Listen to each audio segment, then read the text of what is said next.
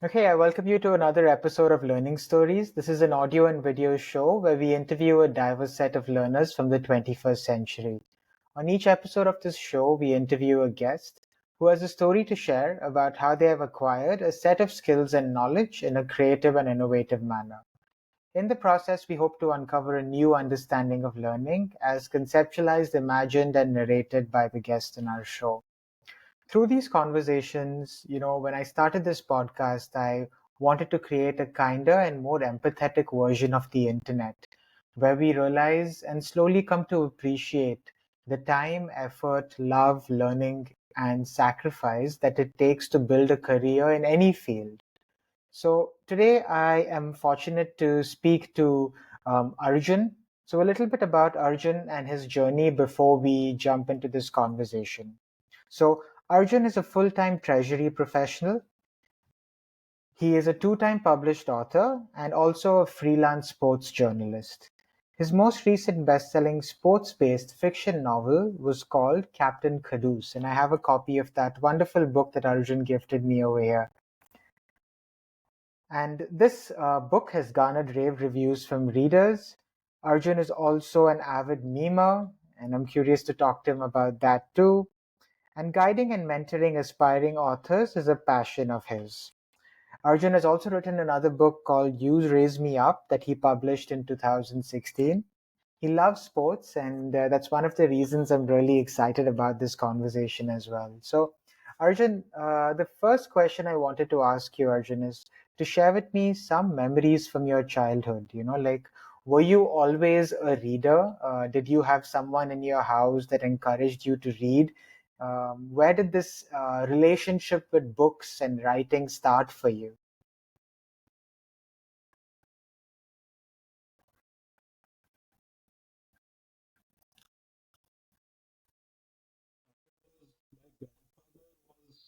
I was encouraged to read from a very young age.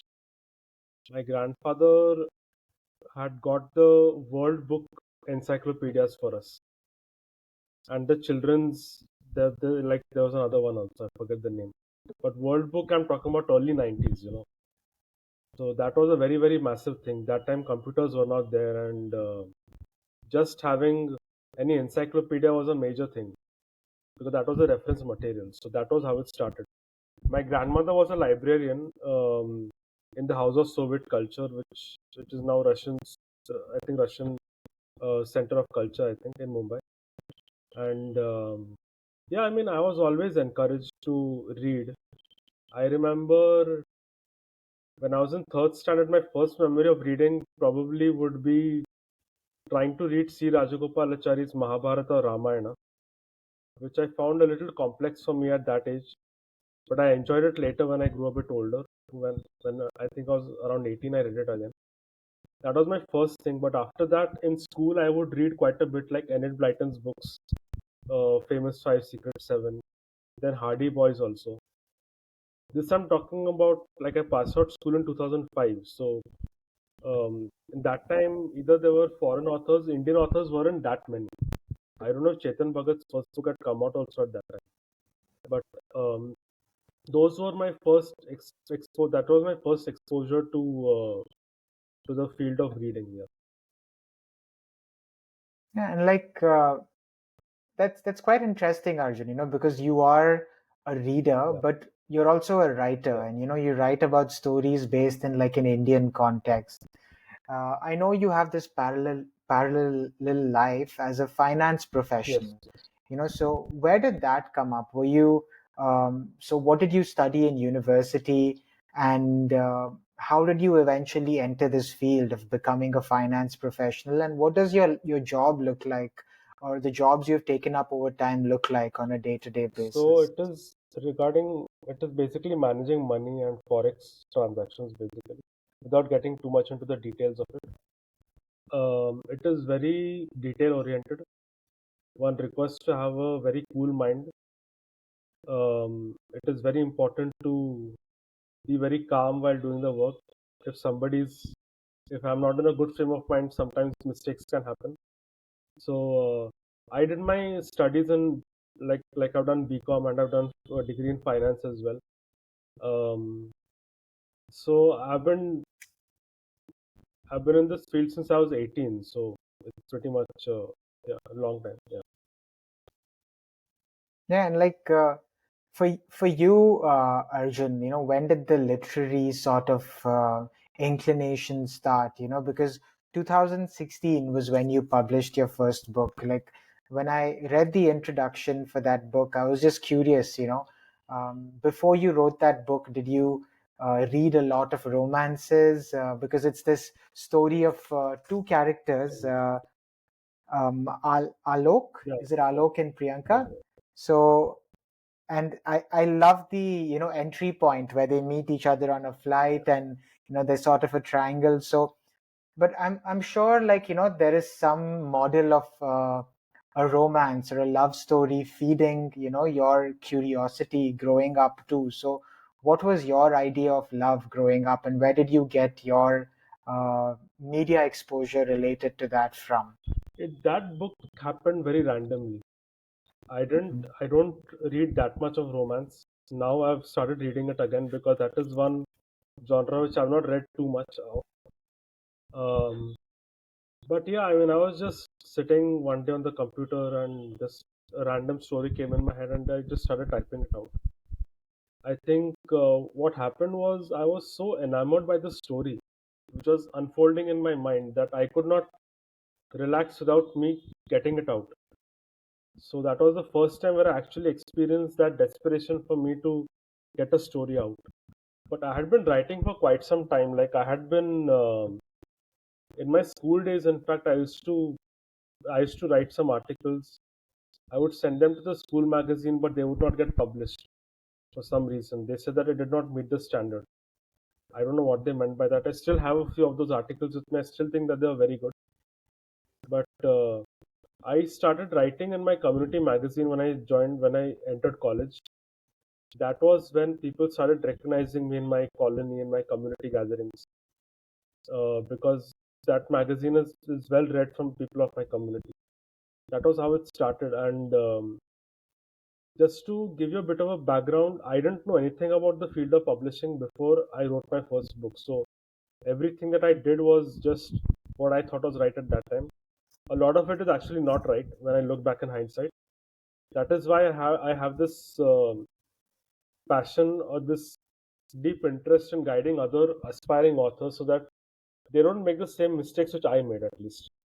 Because the mistakes which I made were, like, just to give you an example, like I said, I would write articles on my community magazine. Now, I would just write them and just submit them, and sometimes they would get published with the errors also. My logic was there is an editor who will do the editing. I don't need to do any editing, but the Mhm. writer has to do the editing themselves. The author has to do a lot of the heavy lifting of the editing. I did not know this while publishing my first book also, which is a very rookie mistake. Any publisher, any book will go through probably 3 rounds of editing and 1 round of proofreading, maybe. That is in itself not totally enough because it requires a lot of constant reading.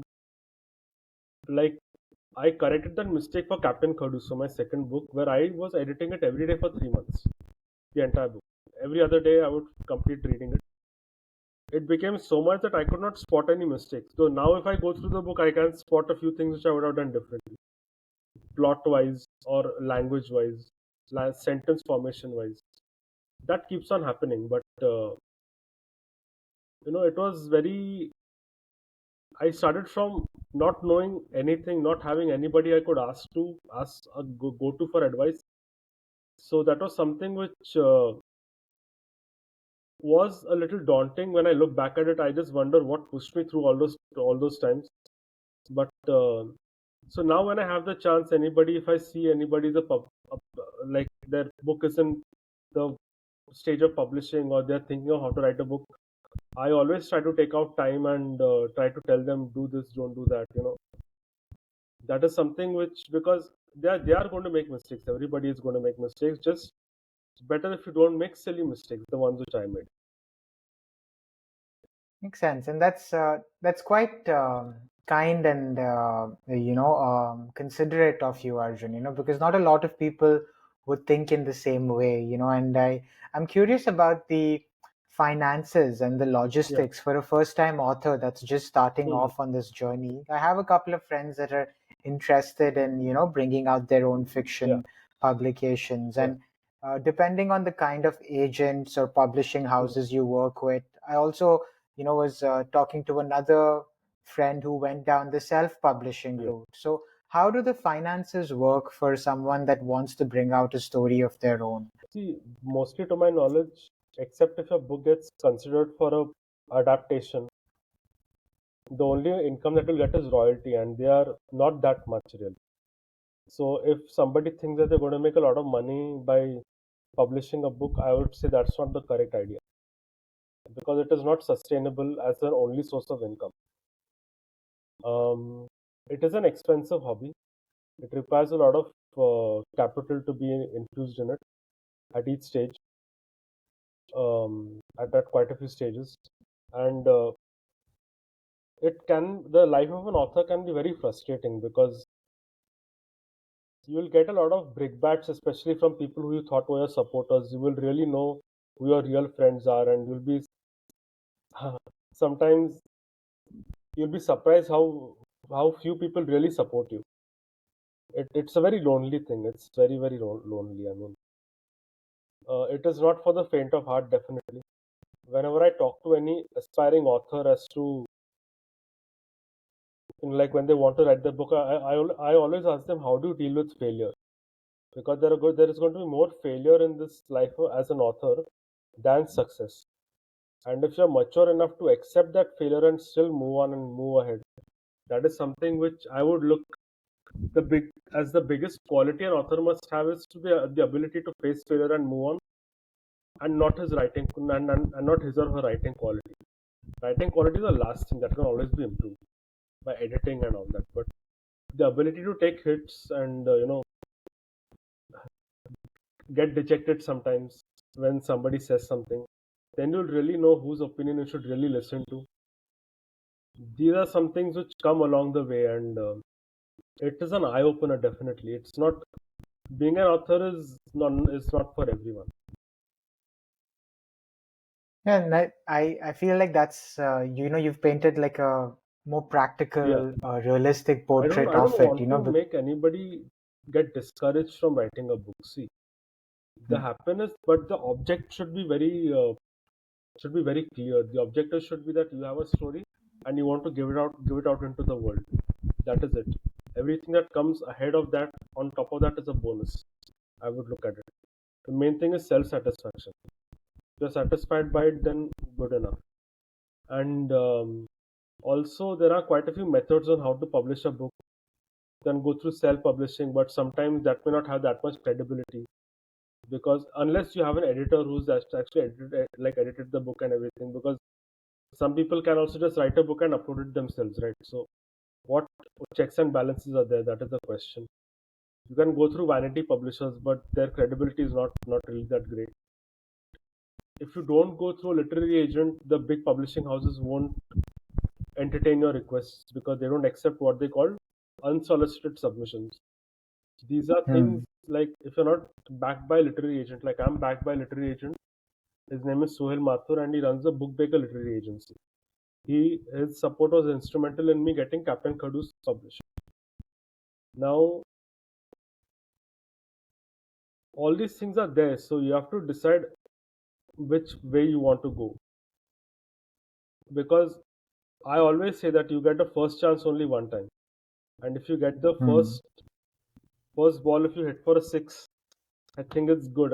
Instead of playing out a maiden over for the first ball and then first over, and then you have to catch up in the second and third over and all that. So it is an ideal situation if things go well first, but many times it does not happen. But there are to do things and not to do things also, which have to be kept in mind. Hmm.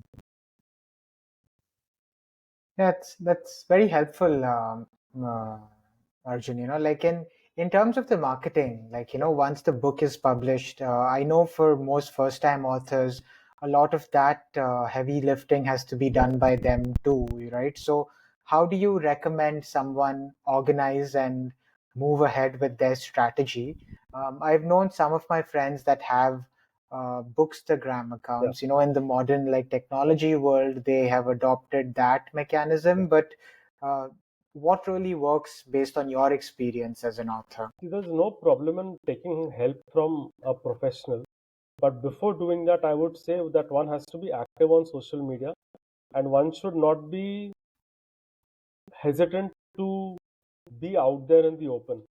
Now, that being said, if every post of an aspiring or an published author is about his or her own book, then it will be very irritating for the people who follow their account after some time. Now, one should find a niche.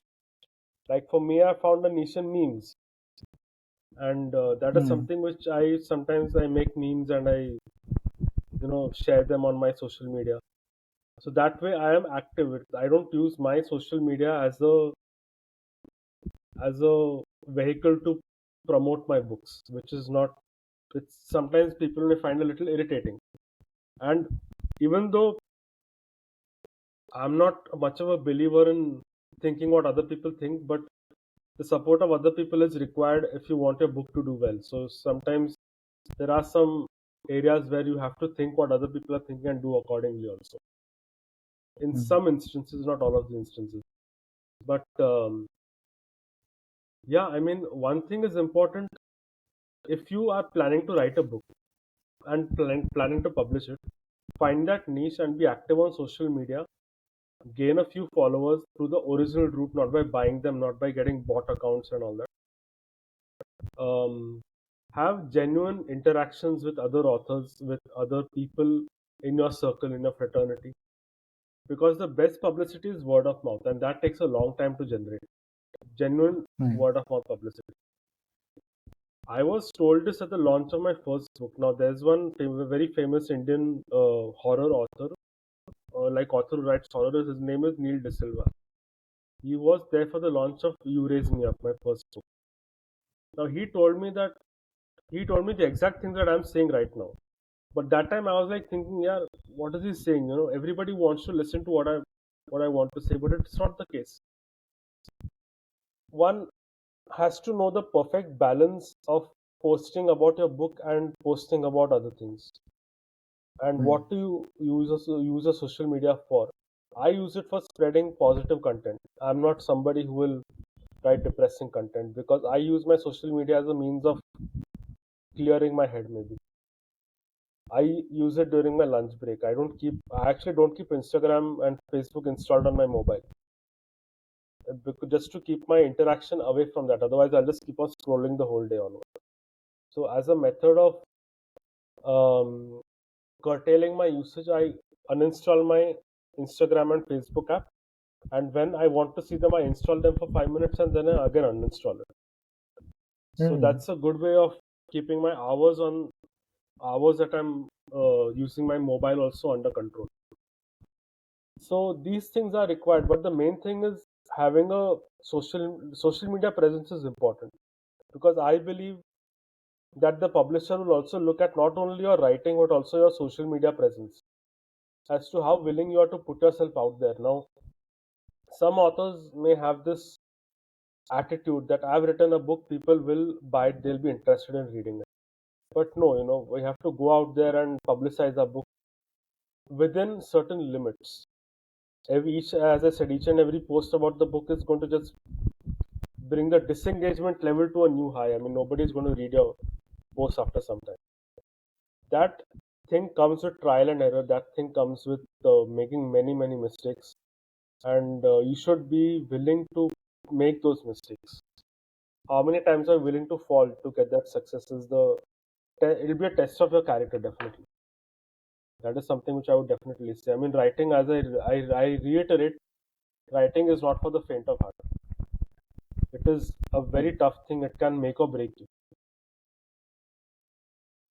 Yeah, and but I think there is some real redemption when you get that feedback from readers, Hmm. right, Arjun? Because I was reading some of your Goodreads Yeah. reviews, of your books, and I was reading some of the thoughts and the opinions of people that have read the book, and um, there were lots of kind comments, where people genuinely enjoyed the story. It gave them some solace and comfort at that point. So, like beyond the marketing and finance aspects of it, can you tell me some stories where, you have interacted with some readers, on and off, and they've told you or given you some feedback about what they took from your book, and that was sort of, stayed with you in the long run as a writer?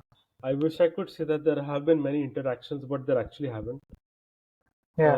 There haven't been so many interactions. I just remember one email which I got from somebody from Uttarakhand, I think, somewhere up north. He had picked up my book at a fest. He read it, he sent me an email, and that was out of the blue. I mean, just felt so good. Very rare thing, but it felt so good. But I'll just say one thing about the reviews and the opinions that others have about your book. The most important thing is what you think about your own book. That is the most important thing. If you think your work is good, then you should find satisfaction in that, and not in the praise which other people may or may not give, because many people may not give praise also. So what you think about your own book should be on the top, everything else is below that. And try not to get too excited or too dejected when somebody says good or bad about you, because I'll tell you one way on how to figure that out. You should be one should be very self-aware. One should know what the strength and weakness of your own work is. Like, because everybody who criticizes doesn't criticize with a good intention. Everybody doesn't have good intentions. Now, the thing is, for Captain Khadus, I can definitely say that the editing was a strong part, because I really worked hard on it. So I don't think there'll be so many editing mistakes. Now, if somebody comes up to me and says that there was a editing was shoddy, this that, then I will probably think that okay, he's just trying to act smart, and people do that a lot. Even though they'll Yeah. try to make it sound less obvious, but they do it. It is pretty common. So if somebody gives me that kind of comment, I'll know that okay, he's trying to act smart. But if somebody says, Mm. yeah, the storyline, you could have done this, you could have done that. See, because there are two things. One is an objective thing like editing. It can be good or bad. There can't be any disagreement on good editing or bad editing, in my opinion at Correct. least. Then on the other Yeah. side, you got writing style, story, cover design. All these things are subjective. Some people may like it, some people may not like it. Some people may not like the genre also. Like, you're a Yeah. sports fan. I mean, you liked it because you like sports. Everybody Mm. does not like sports, and everybody may not have an inclination to read about a sports fiction book. So that these things have to be kept in mind. I mean, as I again reiterate, your opinion about your own work should be on the topmost, and then everything else below that. And again, very, very important, I will stress on this again and again. Don't get too carried away or too bogged down by what other people say. If that will happen, then maybe you have to think twice about your career as an author.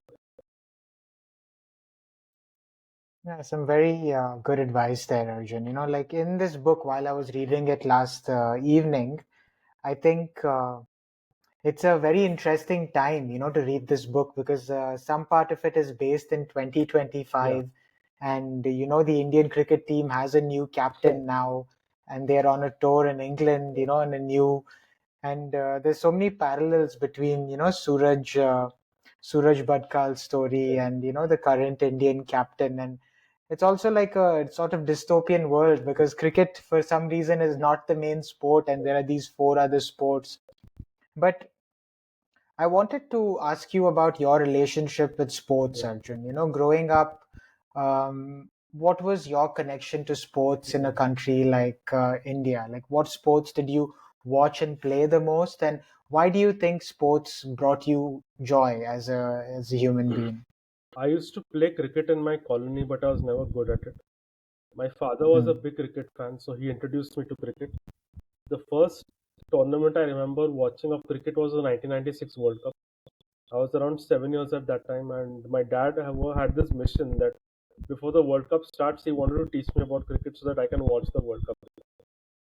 So that was pretty much there. And to be honest, sports has brought me more sadness than happiness. So being a cricket fan in the 90s and some parts of the 2000 weren't that happy a time for us. So, but you know, sports has always been. I can't explain why it's always been a very important part of my life. Now I'm a little skeptical about it sometimes. I try not to say that I'm not a cricket fan anymore, but definitely my interest in some games has gone down a little bit. Which people have known me for a long time will probably be surprising that I'm not that passionate about cricket as much as I was in the past. Because there have been matches where I've cried also after we lost, like the World Cup final of 2023. I cried after we lost the match, and I called up my best friend and told her, "Oh, you lost," and she's not a cricket fan, so she's like, "So what?" But I'm like, "Yeah, it's a big deal." That to now, it's been a big change, but I just hope this lull is not a long term lull in my passion for sports, at least cricket. Hmm. But other sports I also follow. Like I follow boxing, not so much boxing. Sometimes I follow if there's a heavyweight title going on, and I follow who's the main guy and all that. Then hockey I follow. Football I do. I watch India's football matches internationally, even though there is a lot of scope for improvement for us in football. Tennis not that much. Olympics I do follow quite a bit whenever uh, any qualification tournament or anything like that is happening. But yeah, I mean, it's just sports has always been there with me since a young age. So it's a little tough for me to dissociate myself with that. But to an extent, sometimes it has happened a little bit now, a little bit. Yeah, Like, I relate to that aspect of growing up in the 2000s at least, and playing those matches with that crazy yeah, Australian yeah. team that used to win almost every Yes, game. But I'm because Suraj Bhatkal in this book, yeah. Arjun, like he goes through and he's very open about his mental Yeah. health. Have you seen other cricketers in recent times come out and speak about some of their struggles, or do you like? I'm thinking about in your mind, who are some cricketers that you think are mentally very strong in the Indian context, for instance, that you have seen growing up and observed over time? I would think Sachin was very mentally strong, Sachin Tendulkar, Hmm.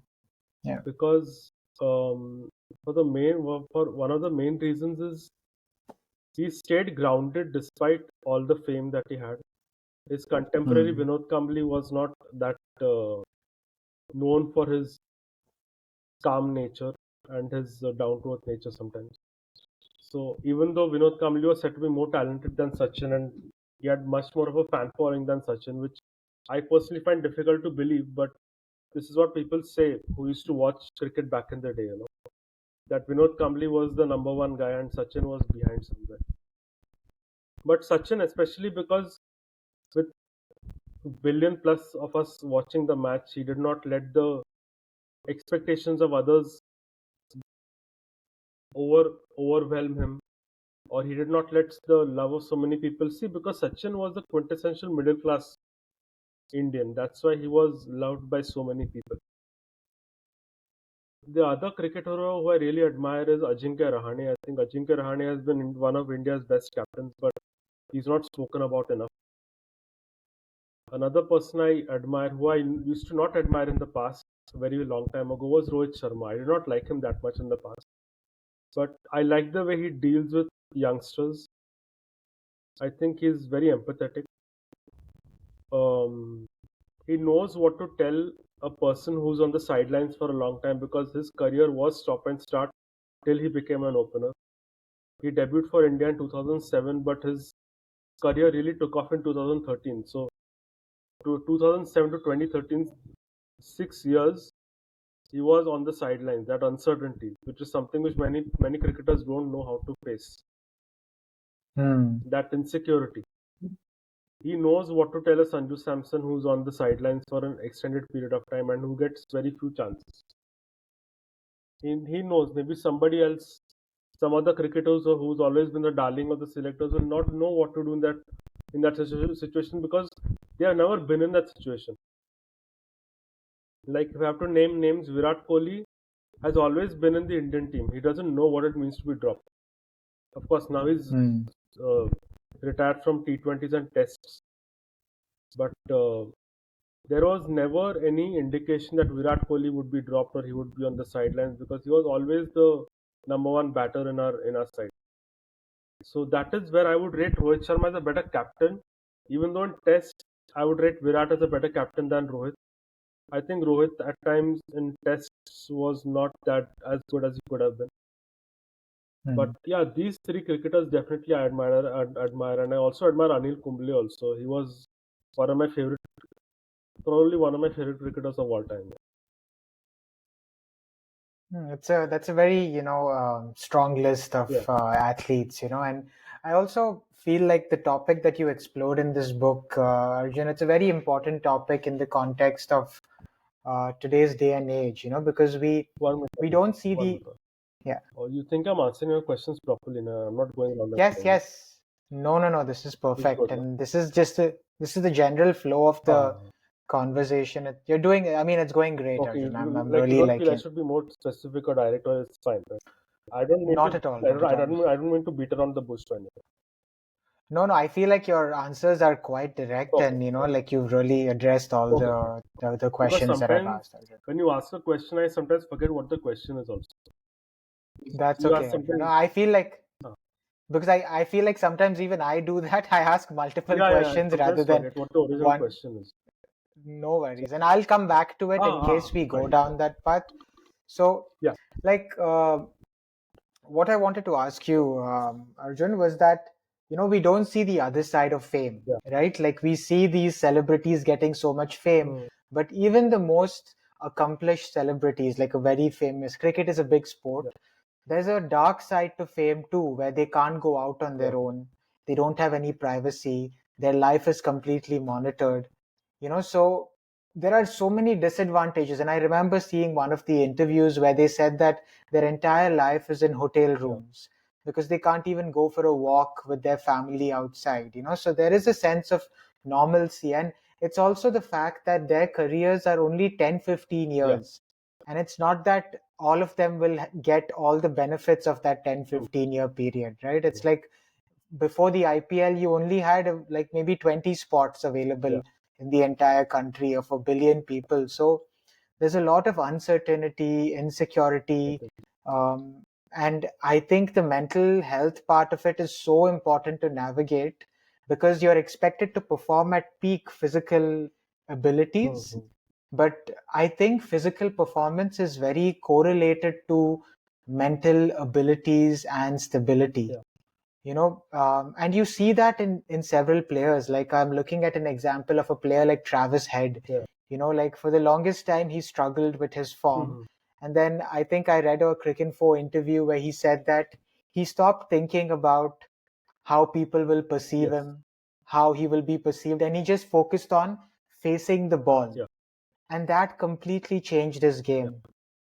To be present physically in that moment. So like was that something you were thinking about, the dark side of fame, as you were writing Suraj Bhatkal's character? Not as deeply as I'm thinking about it right now, because Hmm. now I have a much more deeper understanding of what it means to see. Because these cricketers, they even though they have so many people around them, they're very lonely despite all that, and they don't know Hmm. who they can trust because everybody wants a piece of them. They don't know whether this person has good intentions or not good intentions. So they can make mistakes also. They can fall into the trap by some other people. They'll make mistakes. But here is something which I think about it right now. Who can they really go to when they need help? Like, Hmm. how do you know that the guy who's acting friendly with us is your real friend or not? And like one day when they just like last year only this happened with Hardik Pandya. when he was made the captain of Mumbai Indians, there was so much vitriol against him, and I'm guilty of being one of the people who booed him from my television, from my home, because I didn't think that making him captain seemed right at that time. Now, Hmm. when 30,000 people in Wankhede, the home stadium of Mumbai Indians, are booing him, I mean, what will that do for a person? It can be very Yeah. debilitating, right? And plus, we got to know later that he's going through a separation in his marriage and everything. So that was there. Plus, then we win the World Cup after a couple of weeks. Then in Wankhede, the same crowd gives them loud cheers. I mean, if you listen to either of them, there is nothing subtle about anything. You're getting my point, right? I mean, if he had Yeah. succumbed to the criticism or succumb to the praise, if you depend on outside, that's why I think what you said about Travis Head was very correct. I had not read that interview, but it sounds very accurate. What he's saying is that his job is to just face the ball and not think what other people are thinking, because this is one of the rules which I live my life by. It's not easy to apply, but I'll share what it is. There are things which are in our control and things which are not in our control. We have to do focus on what is in our control, and try as much as possible not to think about things which are not in our control, because no matter how much we do, those things won't change, like what other people say, their behavior, and the opinion of other people. You can't change that. You can't change.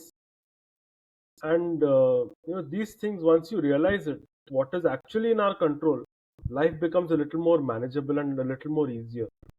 So life never becomes really easy, but a bit more manageable maybe. I think one more thing which, sorry, I'm going out on a tangent, but No. for me, arguing with someone is the worst waste of my time, in my opinion. If somebody thinks XYZ thing about me or whatever, I mean, there is no point in me saying anything, because nowadays we live in such an opinionated day and age.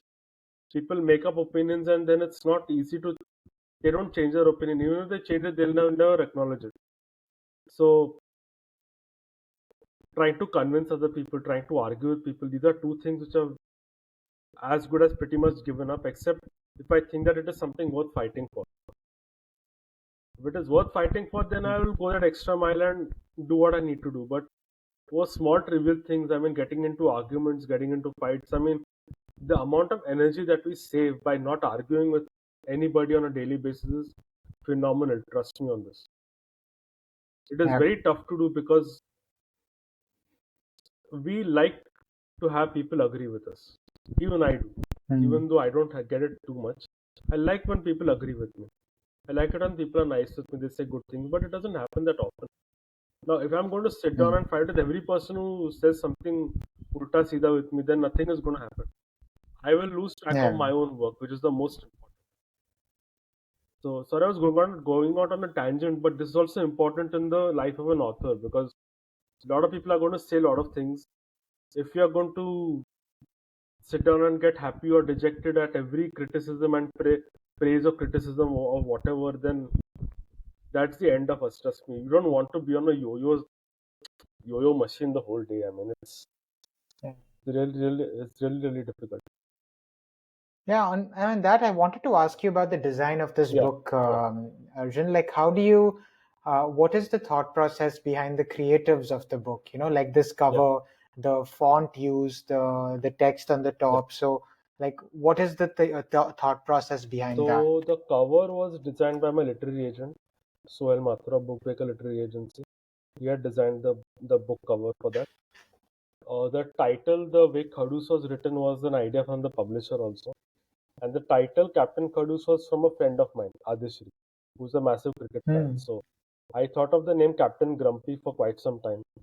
But then Captain Grumpy did not sound that good. And because Mumbai cricketers have a nickname, cricketers are called Khadus cricketers. Yeah. So I wanted that Khadus to be there somewhere. So that's how the thing Captain Khadus came, with the help of my friend Adishri. So Hmm. that's how it came about. And the title of the book is very important. It Yeah. is it it when the book came out in 2019, December 2019. Everybody was asking, is it about Virat Kohli? Is it about Virat Kohli? But it's not about Virat Kohli. It's a fictional story. Yeah. So there should be, the title should be there, which brings interest in people also. It should be unique. It Hmm. should definitely stand out. Yeah, and then I feel it does, like if I was in a crowd, I would be looking at this book. And as a cricket fan, I think Yeah, that's the immediate sort of entry yeah, point. And and I feel like it's good that we're getting, a story in the Indian yeah. context. Like sometimes do you think about that, Arjun, the fact that you're writing in English in a country where very few people speak that language? And like when you were writing, like was some of these thoughts also going through your mind, or you always knew English was the language you will write in? And because I know there are a lot of people that speak English in our Yeah, country, maybe more than entire countries around the yeah, world, so there is an yeah. audience. But is that tension somewhere there No, no. sometimes as a writer? I have to work to my strengths. I mean, unfortunately, I know English better than my own mother tongue many a times. So, which is not something I'm proud of. But Mm. yeah, I mean, English is the language in which I'm most comfortable with, even more than my mother tongue, unfortunately. But it Hmm. is a language in which I think also. I think in English. So, I never thought as to whether I should write in any other language. I mean, I have to work it to my strengths.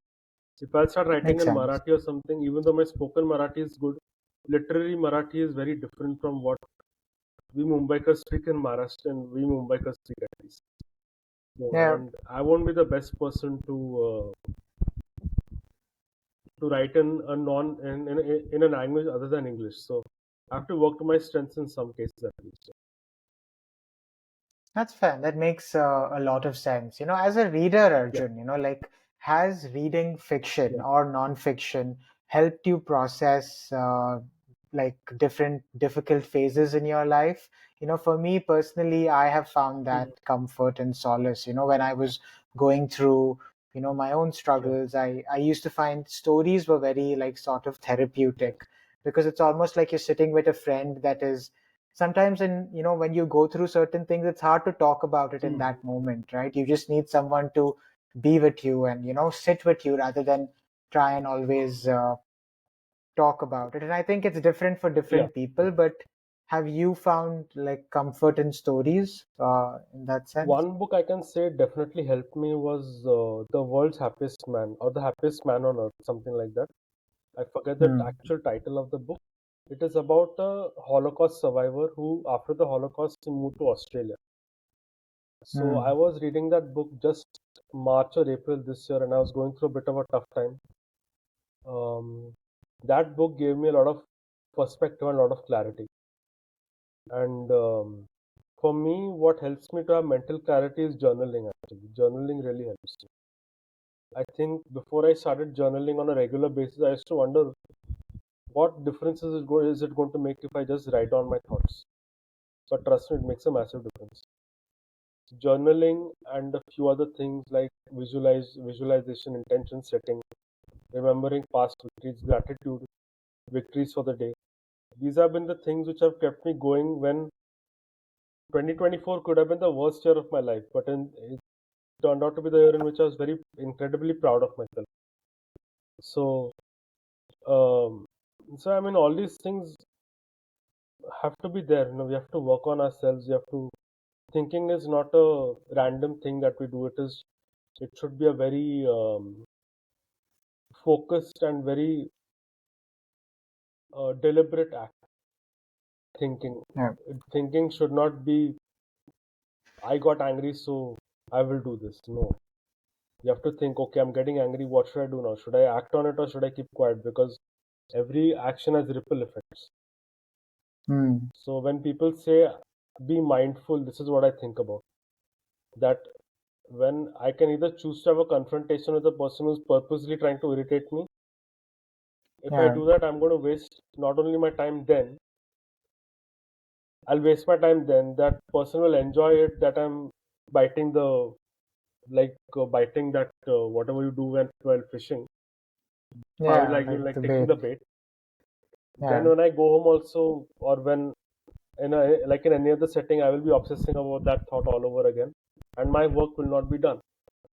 That when True. people say be mindful, which is used very loosely, I would say this is what mindfulness means to me. Hmm. Yeah, Choosing because not to have I a no, not to have a confrontation, choosing not to have a, it's not a sign of weakness. I mean, I don't think so. So yeah, these things. yeah, and I think you decide to choose your Yeah, battles, right? definitely. I don't think you have to satisfy everyone, and I think you're responsible to your close inner circle. And I think I was actually highlighted this small passage, in your author's Yeah, note where you said that for someone, it's recommended that a person with a history of with depression should have a regular daily yeah, routine which he or she sticks to religiously, as this leads them to look forward to something. I thought that was a very important it point, was, Arjun, because and I feel like um, I think that sort of structure and ritual really helps yeah, you get through difficult times, and we don't realize it. And so I really enjoyed reading the author's note before this, and I think you put a lot of thought into it. It does seem like it's come from a lot of personal yeah. reflection, and like for someone that's a friend, for someone that's struggling through, what are some things that you have seen people do for, or based on your experience, what can a good friend do to support someone that's struggling with like a mental health illness? I think the first thing is not to judge. First and foremost is not to judge and try to put them down. Yeah. See, depression especially is not something which somebody can just snap out of, just like that. It's a very complex thing. Yeah. Um, Sometimes it can be done quickly. Sometimes it takes its time, and but self-awareness is very important. One has Yeah. to. That is why I said thinking is a very conscious act. Like when I feel myself going down certain paths in my mind, I know, okay, intervention is required for myself, and not by Hmm. anybody else, by myself. Intervention is required by myself. So we have to know what we are spending time thinking about. Is it really worth our effort? What kind of thoughts are going through our head? Are we engaging with those thoughts? These are Yeah. they may sound like easy things, but they're not easy to do. They're very difficult to do. And it requires a Yeah. lot of self awareness to understand that just because you are getting angry doesn't mean that you should act on that anger. It is a Hmm. very, the choice is still with us as to whether we want to act on that anger or not, which is something which is a very subtle thing. And I wish I was taught how to think growing up. I think this is something which I was never taught how to think, how to deal with emotions while growing up. So all Hmm. this growth that I've had has been by trial and error. Of course, I've had a few people along the way who have helped me with it.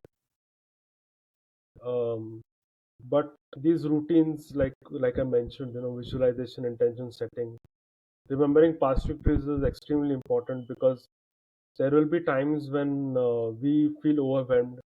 It's important for us to remind ourselves that what, in the past we had a much tougher situation, but we overcame that.